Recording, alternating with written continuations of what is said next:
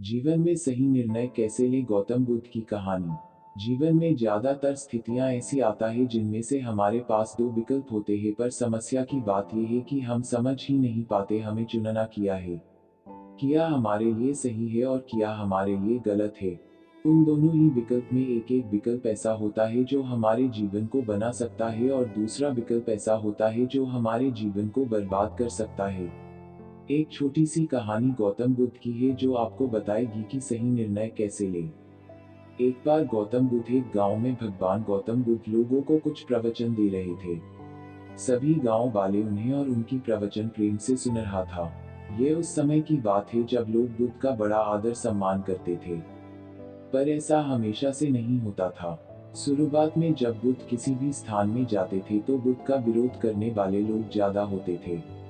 पर जैसे जैसे लोगों ने बुद्ध की बातें सुनना शुरू किया, लोगों की सोच और लोगों की विचारधारा बदलने लगे और बहुत लोग बुद्ध से जुड़ने लगे और उन्हें पसंद करने लगे। सभी गांव वाले बुद्ध की बात ध्यान से सुन रहे थे। उन गांव वाले लोगों में एक व्यक्ति दूसरे गांव की थे जो बुद्ध की बातें सुन रहा था। भगवान बुद्ध की बात पूरा होने के बाद वह गांव वाले वहां से उठकर जाने लगता है और वह दूसरे गांव की व्यक्ति दौड़कर बुद्ध के सामने आता है और बुद्ध को रोक लेता है और बुद्ध से हाथ जोड़कर विनती करता है कि हे बुद्ध, कृपा करके एक बार हमारे गांव आए। वह व्यक्ति एक किसान था। उस किसान की बात सुनकर एक बुद्ध भिक्षुक वह किसान से कहता है, क्षमा करे पर हम कुछ दिन पहले ही तुम्हारे गांव गए थे। पर वह किसान नहीं मानता। वह बुद्ध की चरणों में लेट जाता है और बुद्ध से विनती करता है कि हे बुद्ध, कृपा करके एक बार और हमारे गांव पधारे। बुद्ध उस किसान से कहते हैं, हम तो तुम्हारे गांव अवश्य आएंगे, तुम चिंता मत करो। वह किसान से ये कहे कि बुद्ध और उनकी शिष्य बुद्ध भिक्षुक वहां से चले जाते हैं। अगले दिन सुबह ही बुद्ध और उनकी कुछ भिक्षुक शिष्य उस गांव के लिए प्रस्थान करते हैं। कुछ देर में ही बुद्ध और उनकी भिक्षुक वो गांव में पहुंच जाते हैं। बुद्ध को देखते ही सभी गांव वालों की भीड़ हो जाता है। गांव के सभी लोग बुद्ध के पास आते हैं और बुद्ध के सामने बैठ जाते हैं। लोगों की नाम जो भी प्रश्न आता है वह सभी गांव वाले भगवान बुद्ध से वह प्रश्न करते हैं और बुद्ध उनकी सभी प्रश्न की उत्तर देती है। गांव के सभी लोग बुद्ध की आ जाती है, लेकिन वह किसान बुद्ध के पास नहीं आता। वह किसान बुद्ध के पास इसलिए नहीं आ पा रहा है क्योंकि आज सुबह सुबह ही उसके दो बैल खो गए हैं, जो वह किसान की रोजी रोटी की साधन तय थे जिससे वह अपने परिवार पलता था।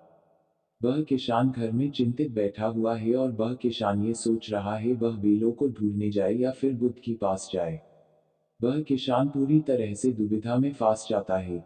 उसके पास दो विकल्प होते हैं। पहला विकल्प तो ये है कि वह बुद्ध के पास जाए और उनकी बातें सुने क्योंकि बुद्ध को उन्होंने ही आमंत्रित किया है, और दूसरा विकल्प उसके पास ये होता है कि आपने बैलों को ढूंढने जाए जिससे भी आपने परिवार पलता था। वह किसान बहुत सोचने के बाद वह किसान एक विकल्प चुनता है। आपको क्या लगता है कि उसे क्या चुनना चाहिए? वह किसान चुनता है कि वह बैल ढूंढने जाएगा और वह ये निर्णय लेने के बाद तुरंत जंगल में अपने बैल को ढूंढने के लिए निकल जाता है। भगवान बुद्ध और उनकी सभी भिक्षुक वह किसान की इंतजार कर रहा था जिसने बुद्ध को बुलाया है। बहुत देर इंतजार करने के बाद बुद्ध और उनके भिक्षुक उस गांव से वापस चले जाते हैं। किशन बड़ी मेहनत के बाद वह दोनों बैल को ढूंढ लेता है और वह किसान बहुत दुखी हो म जाता है। उसे खुशी तो होती है क्योंकि उसके बैल मिल गए, और उसे दुख इस बात की है कि उसने ही तो बुद्ध को उसके गांव में बुलाया था और वह ही बुद्ध से नहीं मिलने गया। अगले दिन सुबह ही वह किसान बुद्ध को ढूंढते ढूंढते बुद्ध के पास पहुंचता है और उनकी चरणों में लेट जाता है और वह किसान बहुत रोने लगता है। बुद्ध उस किसान से कहते हैं, तुम रो क्यों रहे हो? वह किसान बुद्ध से कहता है, हे बुद्ध, मैंने ही तो आपको अपने गांव में बुलाया था और मैं ही आपसे मिलने आ सका। बुद्ध, मैं आपको बताना चाहता हूँ मैं आपसे मिलने क्यों नहीं आ सका।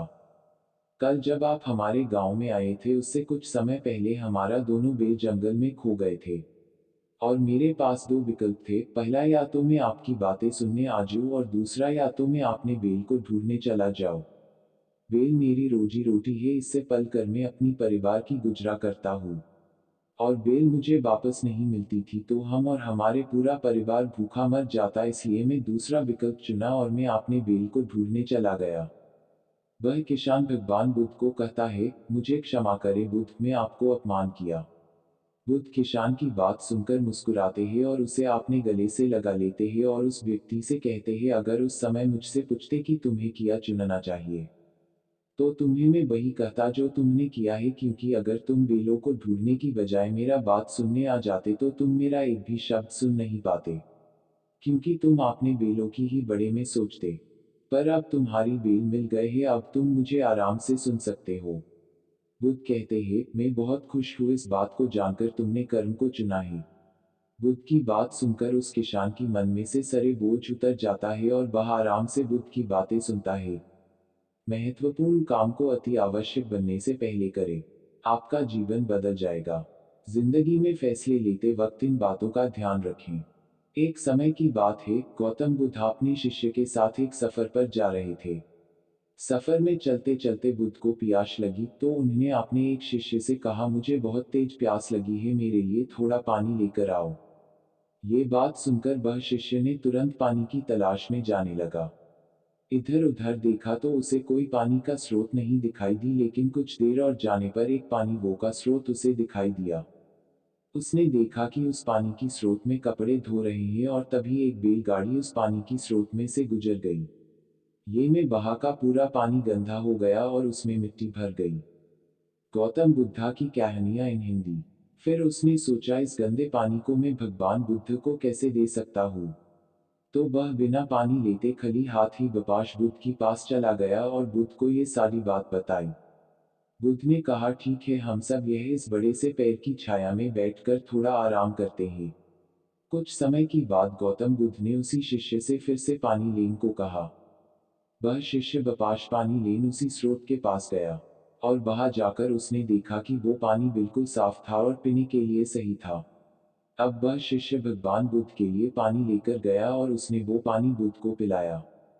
भगवान बुद्ध ने सबको ये बात बताई कि जिस तरह से पानी में कीचड़ मिट्टी फैल गई, लेकिन उसे थोड़े समय तक छोड़ देने से पानी के अंदर सारी मिट्टी नीचे बैठ जाता है और वह पानी बपाश से साफ हो गया। इस तरह हमारा मस्तिष्क भी है, जब हमारा मस्तिष्क अशांत हो तब उसे वक्त देकर शांत करो, हमारा मस्तिष्क भी थोड़े समय के बाद शांत जरूर होगा।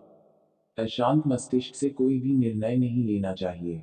बस हमें करना ये है कि हमें अपने मस्तिष्क को थोड़ी देर तक शांत रखना है, जिससे कि हम अच्छे फैसले यानी सही निर्णय ले सकते हैं। हमेशा शांत रहने की कोशिश करो, क्योंकि शांत मस्तिष्क हमेशा सही निर्णय लेता है।